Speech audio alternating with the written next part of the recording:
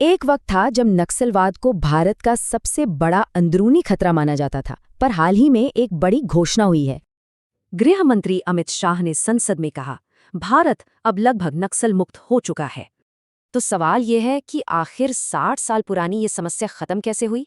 इसका जवाब जानने के लिए पहले हमें समस्या को समझना होगा, यानी कि रेड कॉरिडोर को। ये कहानी शुरू होती है 1967 में नक्सलबाड़ी से, जहां चीन की माओवादी विचारधारा से ये आंदोलन प्रेरित था। इनका मकसद सिर्फ पार्टी बदलना नहीं था, बल्कि बंदूक के दम पर पूरे लोकतांत्रिक सिस्टम को ही उखाड़ फेंकना था। इसे पनपने की वजह मिली गरीबी, घने जंगल और जहां सरकार की पहुंच कम थी उन इलाकों में। और इसका गढ़ बना छत्तीसगढ़ का बस्तर, जहां नक्सलियों ने अपनी समानांतर सरकार तक बना ली थी। तो इस गहरी समस्या से निपटने के लिए सरकार ने एक 4 स्तंभों वाली रणनीति अपनाई। चलिए अब एक एक करके इन 4 स्तंभों को समझते हैं। पहला था एग्रेसिव ऑपरेशंस।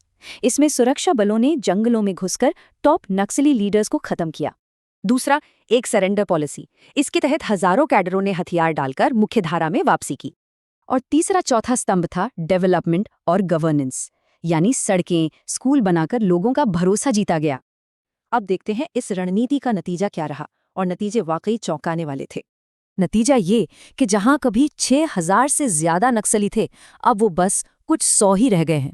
लेकिन इस घोषणा के साथ एक राजनीतिक बहस भी शुरू हो गई कि इसका श्रेय आखिर किसे मिलना चाहिए। पर सवाल ये है कि क्या हिंसा का थमना ही समस्या का अंत है, क्योंकि चुनौतियां अभी भी बाकी हैं। सबसे बड़ी चिंता ये है कि हिंसा भले खत्म हो जाए पर विचारधारा बची रह सकती है। इसलिए असली जीत सिर्फ हिंसा खत्म करने में नहीं, बल्कि उन इलाकों में विकास और न्याय पक्का करने में है।